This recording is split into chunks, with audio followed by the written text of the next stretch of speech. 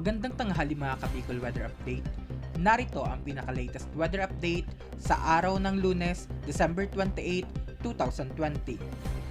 Meron tayong tatlong sama ng panahon o mga low pressure area na ngayon ay patuloy na binabantayan sa loob at labas ng PAR.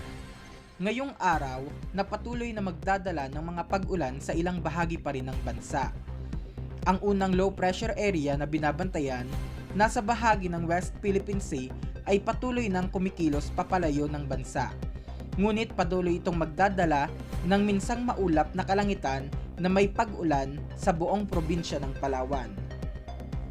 Ang ikalawang low pressure area naman na binabantayan ay nasa silangang bahagi pa rin ng Cagayan Valley at inaasahang patuloy na magdadala ng maulap na kalangitan at minsang malalakas na mga pag-ulan lalo na sa mga probinsya ng Cagayan at Isabela na posibleng magdulot pa rin ng mga pagbaha at pagguho ng lupa. Inaasahang kikilos ito pahilaga patungo sa dulong Hilagang Luzon at inaasahang tuluyang malulusaw dahil sa intersection ng isang frontal system sa norte.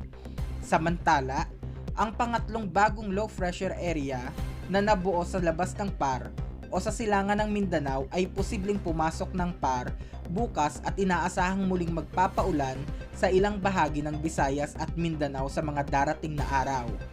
Ang mga nasabing low pressure area ay hindi na inaasahan pang magiging ganap na mga bagyo pero patuloy pa rin itong binabantayan na dahil sa inaasahang magdadala pa rin ito ng masamang panahon sa mga ilang bahagi pa rin ng bansa.